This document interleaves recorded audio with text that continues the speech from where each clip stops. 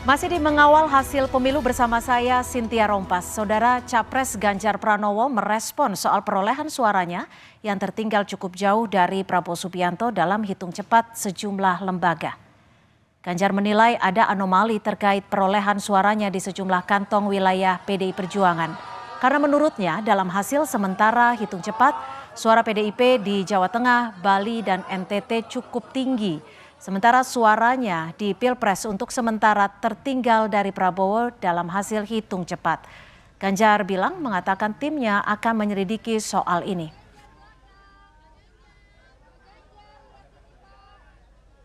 Mungkin Mas. Kan quick count, real count-nya kan belum. Hasil dari quick count perolehan PDI Perjuangan saya kira masih tinggi ya? Iya. Kalau nggak salah masih nomor 1 ya?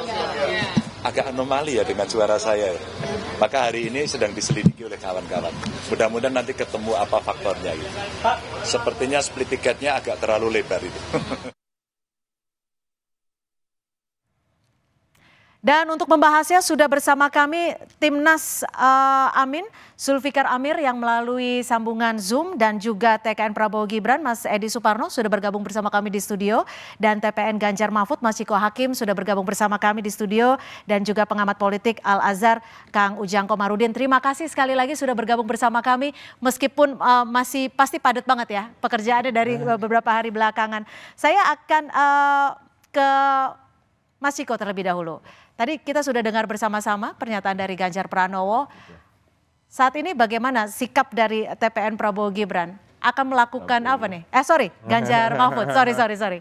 Kami masih menunggu hasil perhitungan real daripada KPU dan tentunya ini dibarengi dengan kita menginventarisir temuan-temuan, kecurangan-kecurangan atau hal-hal yang bersifat cukup significantly aneh gitu di berbagai tren di berbagai tempat pemilihan dan lain-lain. Tadi seperti dikatakan oleh Pak Ganjar, splitnya itu terlalu jauh antara perolehan suara PDI Perjuangan dan perolehan suara Ganjar Pranowo dan Mahfud MD, dan ini cukup aneh. Dan kalau kita ingat dalam sejarah pemilihan langsung presiden selama ini, ketika salah seorang tokoh dari partai politik mencalonkan diri,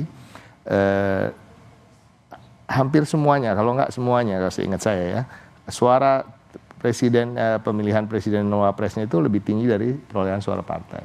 Yang saya ingat jelas adalah tahun 2004 Amin Rais maju sebagai dan Siswono sebagai capres dan cawapres.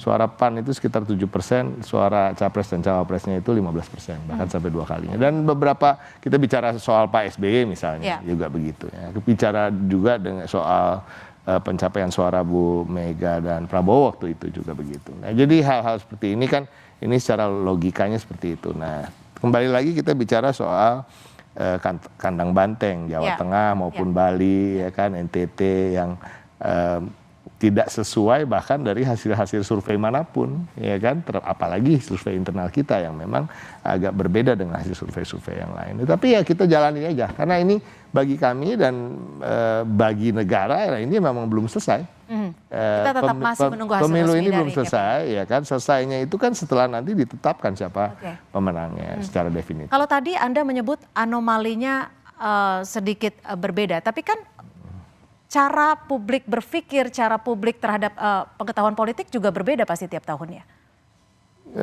Iya begitu ya. Tapi saya rasa seharusnya lebih advance ya cara berpikir.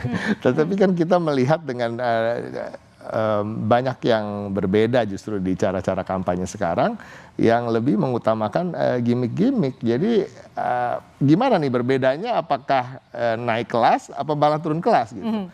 Mohon maaf ya, seperti saya jarang sekali melihat saudara saya ini Edi Suparno tampil di TV, dia kan cerdas, dia punya pengetahuan yang jelas, rekam jejaknya jelas, punya pengalaman yang mumpuni. Kalau menyampaikan sesuatu pastinya runut dan lebih saintifik untuk berkampanye. Tapi saya melihat kenapa yang lebih ditampilkan justru Bunda Korla misalnya, ya kan, Nikita Mirzani gitu ya. Nah, ini ya itu maksud saya, ini real, Langsung aja dijawab. This is real. Jadi maksud saya berbedanya gimana nih? Nah. Berbeda naik kelas apa malah turun kelas masyarakat Indonesia? Silakan, Mas berpikir. Edi. Sehingga kemarin saya juga mengatakan ini pada Pak Yusril gitu. Pak Yusril ini jarang gitu bicara. Padahal kan mestinya sosok-sosok seperti itu yang ditampilkan. Tapi kok sosok-sosok Berbeda yang kali ini menurut Anda. itu. Jadi Silakan Mas Edi. Saya melihat pertama satu, memang kalau kita bicara pilpres kan kita memilih sosok ya. Kita memilih sosok, meskipun sosok itu terkait dengan partai politik, tetapi yang utama itu adalah sosoknya. Partai politik, apalagi koalisi partai politik itu ada pendukungnya. Jadi lebih kepada co-pilotnya. Nah ini yang pemeran utama, pilot utamanya itu adalah sosok capres di situ. Nah oleh karena itu memang sosok capres itulah yang punya peran besar. Dan sosok cawapres itulah punya peran besar untuk kemudian mendekatkan diri, memenangkan hati dan pikiran masyarakat. Dan ini yang terjadi. Ya, apalagi sekarang ini kita lihat 62% dari pemilih baru kita, pemilih pemula, ya, pemilih yang betul-betul datang untuk dengan dengan rasionalitas yang tinggi, ya, ingin mengetahui siapa sih sesungguhnya calon presiden itu. Ditambah lagi mereka itu kan adalah pengguna media sosial. Mereka itu betul-betul media social savvy gitu. Betul-betul segala sesuatu itu terkait dengan media sosial. Sehingga apapun yang kita kemudian presentasikan terkait kandidat kita di media sosial, itu juga menjadi suatu alat yang sangat baik untuk memperkenalkan, mensosialisasikan, untuk mengetahui, mendalami. Apalagi sekarang media sosial itu kan banyak memiliki gimmick ya. Dan gimmick itu justru yang dilihat, diperhatikan. Dan gimmick itu juga menjadi salah satu cara bagi kita untuk bisa mengkomunikasikan sosok kita. Sehingga kita merasa bahwa inilah sosok yang perlu ditampilkan melalui berbagai kanal yang sekarang sudah ada, media online, media televisi, media sosial dan lain-lain. Dan itu kita bisa dikatakan menjalankan sebuah kampanye yang sangat efektif dalam hal ini. Ditambah lagi juga kita tidak bisa memungkiri bahwa ya kita melihat bahwa elektabilitas approval rating dari Pak Jokowi sebagai outgoing president itu sangat tinggi di dunia manapun, saya kira di negara manapun di dunia itu tidak ada, bahkan media-media asing pun menyoroti hal ini. Kim Jong Un mungkin, Kim Jong Un 100%. Sehingga kita melihat bahwa ya tentu ada imbasnya, apalagi ya sosok Pak Jokowi kan terrepresentasikan di Mas Gibran dalam hal ini, jadi imbasnya itu gak terasa. Jokowi efek ini begitu berarti ya. Iya, dan itu saya kira juga menjadi salah satu jawaban mengapa kemudian Pak Prabowo dan Mas Gibran itu bisa merebut Jawa Tengah ya, yang selama ini menjadi kandang banteng. Dikatakan sebagai kandang banteng. Kita masih akan 50% bahkan. Kita masih akan membahas soal itu, Mas Iko dan juga Kang Ujang dan juga Mas Edi. Dan nanti saya juga akan minta pendapat dari perspektif dari Pak Zulfikar Amir yang sudah bergabung melalui sambungan Zoom. Tapi kita akan jeda dulu sejenak, tetap bersama kami di Mengawal Hasil Pemilu. Provinsi Jawa Tengah bisa dibilang tak lagi menjadi lumbung suara bagi PDI Perjuangan. Pasalnya pada pemilu tahun ini capres usungan PDI Perjuangan Ganjar Pranowo kalah dari rivalnya Prabowo Subianto. Ini berdasarkan hasil hitung cepat, namun kami juga masih menunggu hasil real count dari KPU. Namun saudara, tak tanggung-tanggung selisih suara keduanya berdasarkan hasil hitung suara KPU siang tadi berkisar 1,1 juta lebih suara. Meski demikian untuk suara legislatif, partai pimpinan Megawati Soekarno Putri tetap unggul meski jumlah suaranya menurun dibanding pemilu 2019. Dan kita masih membahas bersama sejumlah narasumber yang sudah ada di studio. Kalau tadi kita bahas soal Jawa Tengah, saat ini saya mau coba bahas soal Jawa Barat yang memang diklaim sebagai suara terbanyak dari Amin gitu ya. Saya akan mencoba menyapa Pak Zulfikar. Bagaimana Anda melihat dari suara di Jawa Barat, Pak Zulfikar? Ya, terima kasih Mbak Cynthia. Mungkin saya mau memberi beberapa poin secara garis besarnya dulu gitu. Pertama adalah bahwa saat ini bukan waktu yang tepat untuk merayakan kemenangan karena perhitungan itu belum selesai. Jadi punten banget nih buat Mas Edi ya. Terlalu dini untuk menyatakan kemenangan karena perhitungan secara resmi itu belum selesai. Jadi kita tidak bisa mengatakan ada satu paslon itu sudah menang hanya karena berdasarkan hitungan quick count gitu. Catatan kedua adalah mengenai hasil dan proses dari seluruh pilpres yang dilakukan selama 2 hari yang lalu. ada beberapa hal penting yang perlu kita catat, di mana memang Indonesia ini adalah salah satu negara yang selama ini menjadi perhatian dunia karena Indonesia berhasil melakukan transformasi dari sistem otoriter ke sistem demokrasi dan ini berlangsung selama 20 tahun. Tapi memang selama 5 tahun terakhir muncul semacam kekhawatiran bahwa Indonesia akan mengalami kemunduran demokrasi akibat proses-proses politik yang terjadi di antara elit. Dan saya kira proses kemunduran demokrasi ini mulai kelihatan dengan sangat jelas dari apa yang kita lihat di pemilihan tahun 2024 ini gitu. Karena yang namanya kualitas demokrasi itu kan salah satunya bisa dilihat dari proses pelaksanaan pemilu, khususnya pemilihan presiden, di mana pemilu itu harus transparan, harus fair, harus adil, Ya.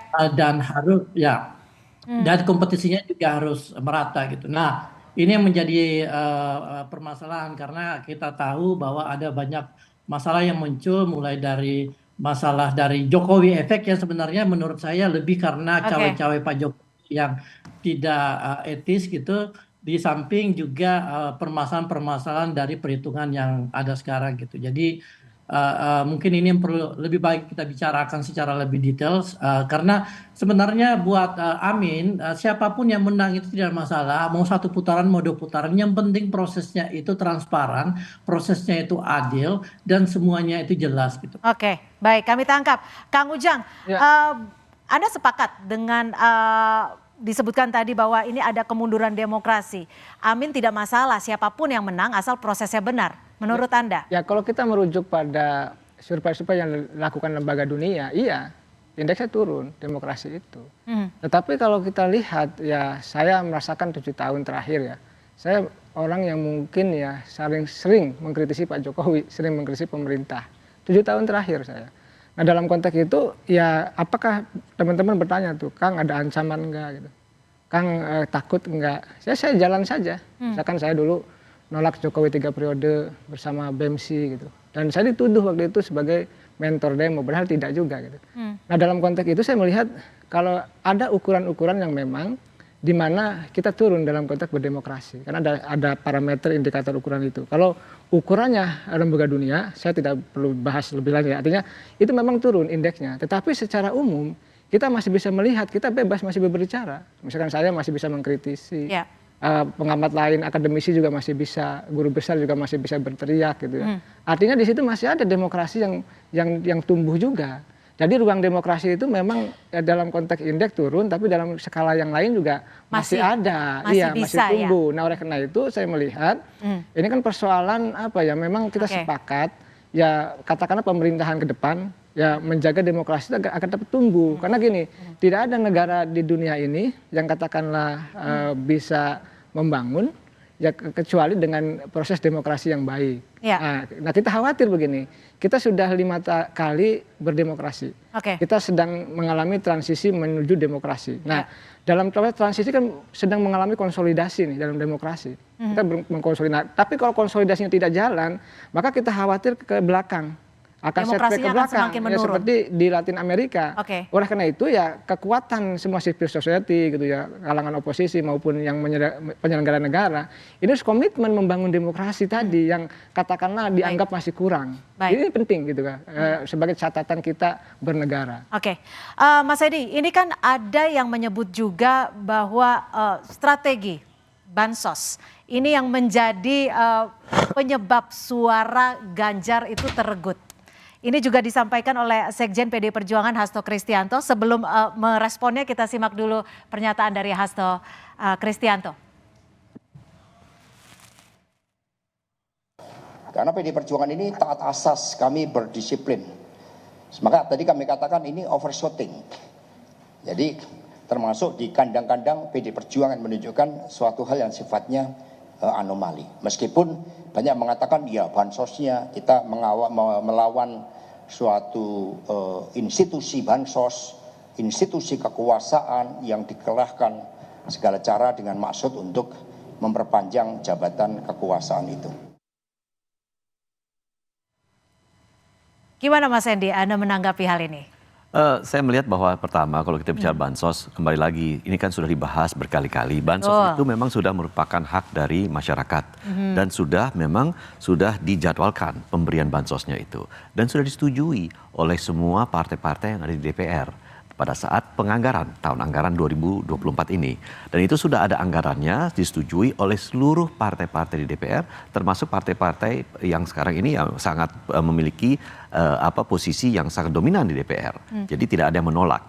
Sehingga memang sekarang ini kami juga ingin menyampaikan bahwa bansos ini tidak ujuk-ujuk. Ini sudah terencana, sudah dianggarkan dan menjadi hak masyarakat. Jadi sekarang ini tidak ada alasan untuk kemudian dijadikan bansos itu dijadikan alasan bahwa salah satu pihak itu memanfaatkan bansos itu untuk kepentingan pihak tertentu.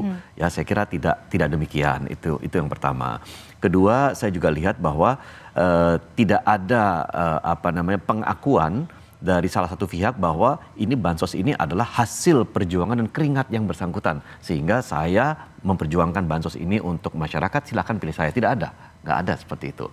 Pak Prabowo tidak pernah mengatakan demikian. Tapi kan tadi sebelumnya Anda juga sempat menyebut ada Jokowi Effect yang memberikan keuntungan tersendiri. Begini, Jokowi Effect yang terbesar keuntungannya pada Pak Prabowo dan Mas Gibran ada pada tema besar kita, keberlanjutan dan penyempurnaan. Gitu. Dan itu sudah terbukti bahwa masyarakat mendengar ada yang mengkampanyekan perubahan, tetapi ada yang mengkampanyekan berlanjutan dan penyempurnaan. Dan akhirnya apa? Keputusannya ada pada masyarakat untuk lebih besar memilih keberlanjutan. Ini adalah yang menjadi saya kira menjadi faktor utama, motor utama yang mendorong pemenangan daripada Pak Prabowo dan Mas Gibran. Oke, Mas Iko mungkin ditanggapi singkat saja. Soal bansos ya masyarakat juga udah tahu ini kan sudah menjadi kritik dari tokoh-tokoh, para budayawan, guru besar, bahkan Uskup Agung sendiri ya kan. Jadi ini bukan hal yang perlu dibicarakan lagi. Saya setuju sebenarnya itu bukan hal yang baru dan sering diutarakan, tapi memang ada perbedaan pandangan terkait itu. Tapi tetap pandangan kami ya jelas. Ini kan bahkan Bang Zul sendiri, Zulkifli Hasan kan juga ada dalam kampanyenya mengatakan ini dari mana ya kan, Jokowi itu kita kan, itu kan ada videonya, ada rekamannya, ada jejak digitalnya. Dan ini yang ada jejak digitalnya yang kita nggak tahu lagi yang pasukan-pasukan di bawah gitu ya, apa yang disampaikan ketika mereka setelah ada siraman bansos di Jawa Tengah misalnya atau di berbagai daerah lain. Itu soal bansos. Tapi saya ingin berbicara soal demokrasi sedikit ya, kalau boleh ya, nambahin ya tadi ya. Yang masalah ini kan sebenarnya bukan hanya indeks demokrasinya aja. Masalahnya adalah indeks demokrasinya itu membaik, tetapi pemerintahnya menganggap itu ya udah kita budak aja. Nah, dan ini yang sedang terjadi sebenarnya kan. Kita budak aja. Apa maksudnya? No, budak aja. Maksudnya biarin aja mereka protes, jangan ditangkap. Ya, tapi kita tetap melakukan apa yang kita mau lakukan. Biarlah kritik-kritik itu jalan terus, nggak apa-apa. Tapi saya tetap bikin apa yang saya bikin. Dan ini kan sedang terjadi. Pak Jokowi ketika dia dikritik oleh guru besar, jangan menggunakan ini, kekuasaan dan lain-lain. Sehari sebelum pemilihan umum dia menaikkan tukin Bawaslu. Tunjangan untuk Bawaslu. Ya kan? Itu kan hal-hal yang sebenarnya itu yang saya katakan budak. Jadi, oh ya nggak apa-apa kritik, saya nggak akan tangkap. Tapi I will do what I want to do. Oke, itu yang perlu dikritisi. Itu yang bahaya, itu yang lebih berbahaya lagi. Baik, gitu. perbincangan. Jadi orang sebagai penikmat demokrasi tapi tidak percaya pada demokrasi. Nah, saya itu mengutip kata-kata Mbak siapa tadi yang ada di sini sebelumnya? Mbak Titi. Mbak Titi. Oke, baik. Tentunya Jokowi Effect ini masih menjadi perbincangan hangat juga. Betul. Tapi perbincangannya masih akan dilanjutkan sesaat lagi di Mengawal Hasil Pemilu bersama rekan saya Audrey Chandra. Saya Cynthia Rompas. Tetap bersama kami.